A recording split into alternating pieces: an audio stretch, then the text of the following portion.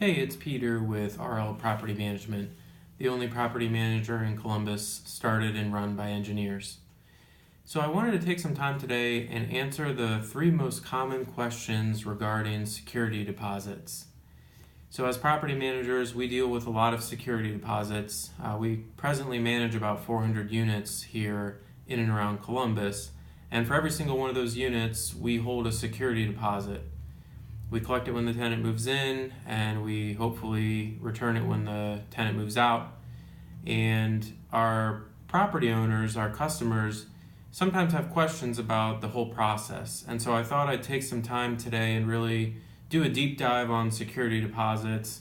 I'm going to touch on Ohio law and our internal processes and some best practices for handling security deposits in order to maximize your profit as an investor and property owner. So the three questions I'm going to be answering today are: one, after you collect the deposit from the tenants, where does it go? Two, how much do you charge for a security deposit? And three, how do you decide how much of the security deposit to return to the tenant? And sort of a corollary to that is, what if the cost of repairs exceeds the security deposit? So let's start with the first question.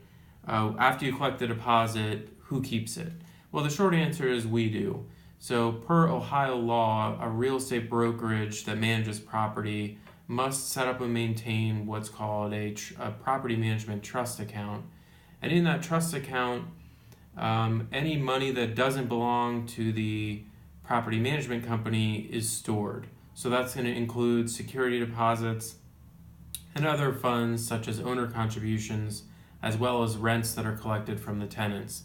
So that's actually a separate physical bank account from the bank account we use to operate our business.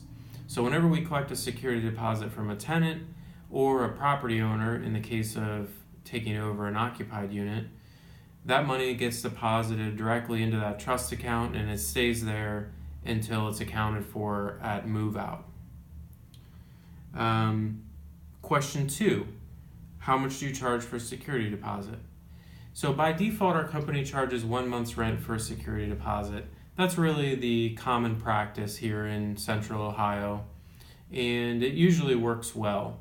So if the rent amount is $700 a month, then we charge a $700 security deposit, and so on. Once in a while, for a tenant who's a well-qualified applicant, but their credit score is a little bit below where we like to see it, in some cases, we will charge a higher deposit amount.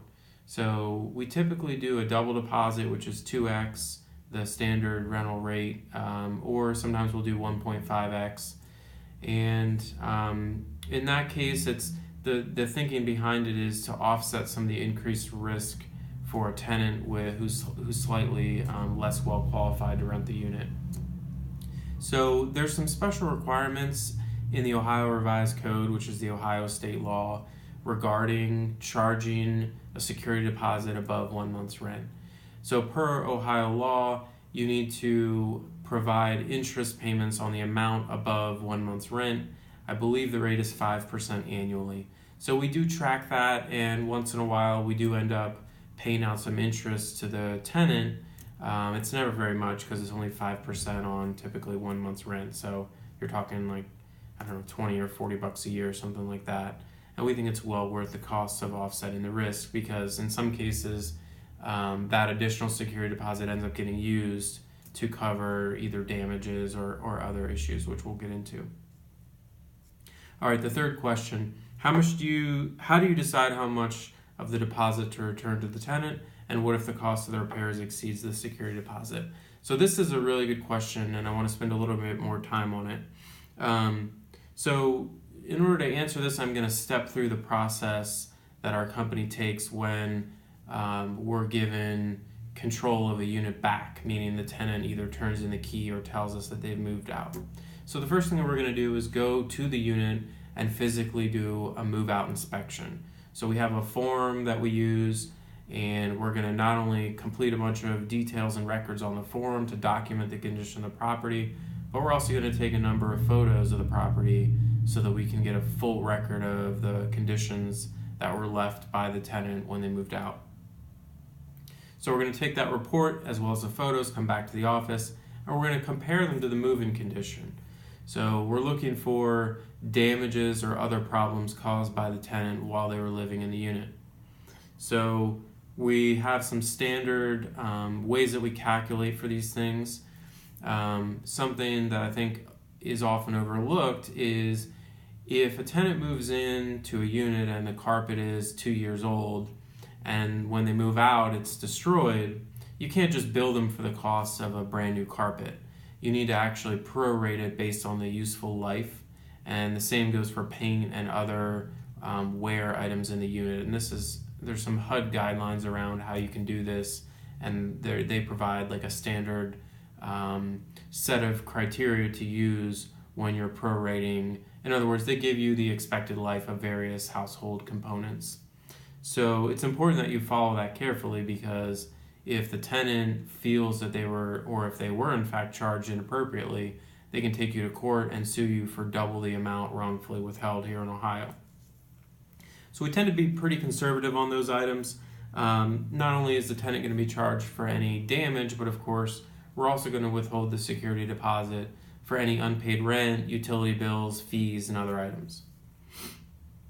Occasionally the amount of damages will exceed the security deposit amount. So if unpaid rent, especially in the case of an eviction, if the unpaid rent and court costs and other things exceeds the security deposit, in those cases we'll often pursue a collections case against the resident. Now it's not often successful and it can take many years, but we think it's the right thing to do in order to make sure that the tenant actually pays back the damage that was done to the property owner's investment. Okay. I want to touch on one final thing, and I think it's probably the most important part of what we're talking about here today. One of our most common questions is, hey, why didn't the security deposit cover all the repairs? And setting aside for a moment the case where the damage exceeds the amount of the deposit, not all repairs made to a unit can be billed to the tenant. So during the turn, which is the process of getting the unit ready to rent again after the tenant moves out, there's going to be a number of repairs that need to be made, and those fall into 3 categories. The first category is normal wear and tear. So this is something that you can't charge a tenant for.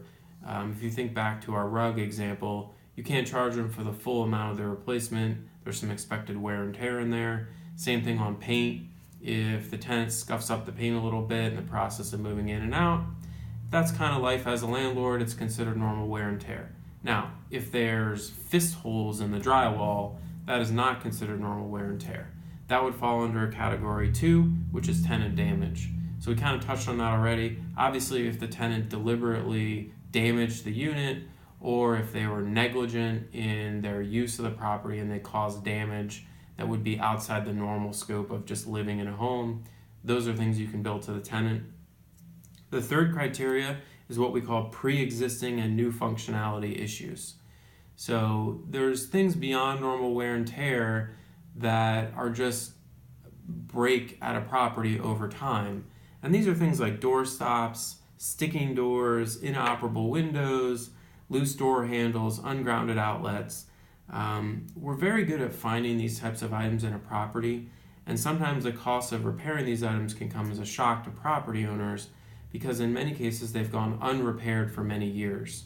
So when our team goes through, especially if we take over a unit where the tenant was already in place, we are going to find a lot of things that may have been missed by either the previous property owner or even the property manager if they're just kind of just moving quickly and not really paying attention to the details. It's easy to overlook those things.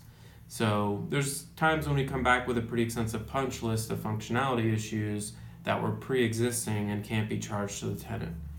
So those are the 3 types of charges that you're going to have to pay for when you're getting ready to turn over a unit, make it ready for the new tenant.